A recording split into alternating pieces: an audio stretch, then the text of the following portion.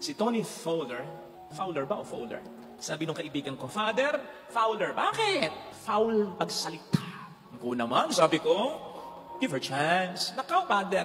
Siya ay mayroong almost 8 million followers. Tindi nun, men. So imagine kung ano ang privilege, advantage meron siya. Privilege ng influence, privilege ng power, privilege ng pera. Kaya lang mukhang yung privilege ay hanggang advantage lang para sa kanya. Kasi nang sampahan siya ng kaso ng kapisanan ng mga social media broadcasters ng Pilipinas sa kasong mga malalaswang videos. Ganito ang naging tugon niya. Ito yung bahagi lang ng naging tugon niya sa mga nagdemanda sa kanya, allegedly, dahil sa mga malalaswang videos niya. Part of what she said, gaya ng kalayaan ninyo na tawagin akong bastos, malaswa, at hindi magandang halimbawa tulad ng aking kanta, may kalayaan din akong ariin ang aking sarili.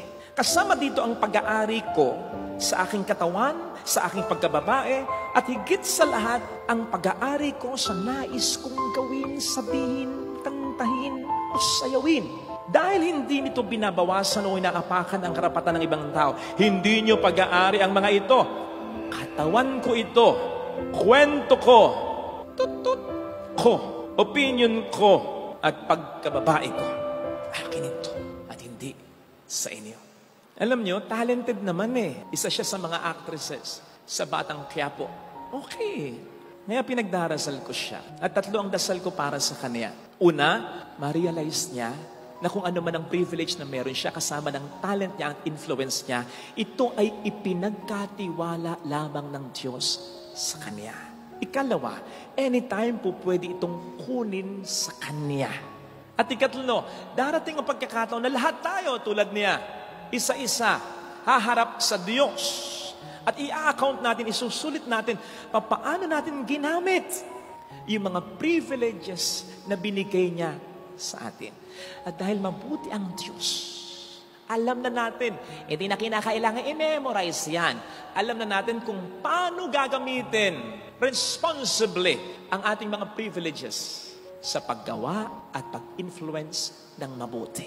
Nakita po ninyo ang nangyayari? Kapag tayong pinagkatiwalaan lang ay nang aangkin na. Nakaw! Sabi nga ng isang quote, when you think you own something, that something owns you. But when you know and you believe that you own nothing, pinanganak tayo, wala man naman tayong pag-aari, di ba? At mamamatay tayong wala rin tayong idadalin sa hukay natin. So when we believe that we own nothing, then God owns us. Dahil tayo katiwala lang, God will call the shots.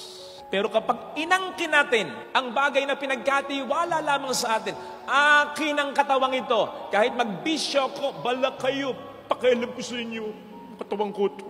Akin ang batang ito, anak ko, paglaglag ko, bala kayo, basta, akin ito. Ang kasal, papel lang, ako lang naman yung sumagot dyan ng oo at siya. So anytime, pwede namin i-dissolve ito. Tanyo? Nagkakaroon ng malaking problema kapag tayo mga katiwala lang ay naghari-harian at inangkin natin ang mga bagay na sa atin ay pinagkatiwala lang. At masama, yan. Masama na makagawa ng masama, mas lalong masama yung maging sanhi ka pa ng pagkakasala, paggawa ng masama ng iyong kapwa. In connection with that, meron pang mas lalong sasama. Ano yun? Abay, binigyan ka ng Diyos ng privilege, hindi mo ginamit responsibly, hindi mo ginamit sa mabuti, ginamit po ba laban sa Diyos? Naka-experience na po ba kayo nang gumawa kayo ng mabuti, hindi kayo napasalamatan? Kakagalit yan. Masakit yan. Pero, dagdagan mo pa, hindi ka na nga napasalamatan, ginawan ka pa ng kasalan. Di ba mas masakit yan? Di ba mas nakakainis yan?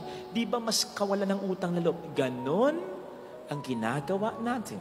Kapag may privilege tayo na hindi natin ginamit sa mabuti, hindi mo na napasalamatan ang Diyos, ginamit mo pa laban sa Diyos. At yan ay napakaseryosong kasalanan sa Diyos.